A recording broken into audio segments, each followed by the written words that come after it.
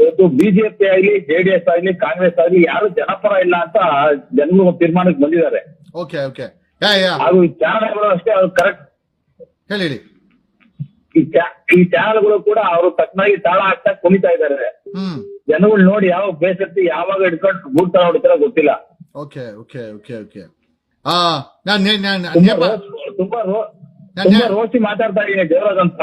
Okay Nepal ನೋಡ್ತಾ ಇದ್ದೀರಾ? ಏನಾದ್ರು ನೇಪಾಳದ ಸಂಭಾವನೆ ಇಲ್ಲ, ಆಲ್ರೆಡಿ ಲಡಾಖ್ ಅಲ್ಲಿ ಶುರುವಾಗಿದೆ, ಲೈಟ್ ಆಗಿ ಹಚ್ಕೊಂಡಿದೆ ಹೊಗೆ.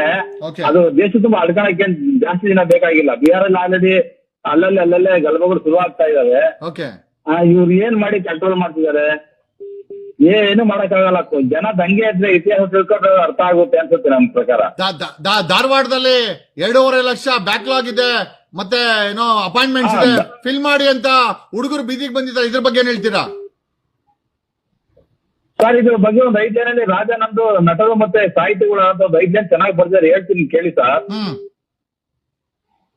ಎದ್ದು ಬಂದವನು ಉದ್ದುದ್ದ ಬರೆದುದೆಲ್ಲವೂ ಸತ್ಯ, ಇದ್ದು ಹಣ ಮೆರೆದವನು ಮಾಡಿದ್ದೆಲ್ಲವೂ ಸತ್ಯ, ಗದ್ದುಗೆಯಲ್ಲಿದ್ದವನು ಹೇಳಿದ್ದೆಲ್ಲವೂ ಸತ್ಯ, ತಿದ್ದಿದರಿ ಮೂವರನ್ನು ಯುದ್ಧವಾಗುವುದು ಸತ್ಯ, ಗೆದ್ದೆತ್ತಿನ ಬಾಲ ಹಿಡಿದು ಬದುಕಿ ಲೋಕದಲ್ಲಿ ಉದ್ದಾಮ ಪಂಡಿತನ ಪೆದ್ದನದು ಸತ್ಯ. ಈ 3 ಪಕ್ಷಗಳಿಗೆ ನಾವು ಓಟ್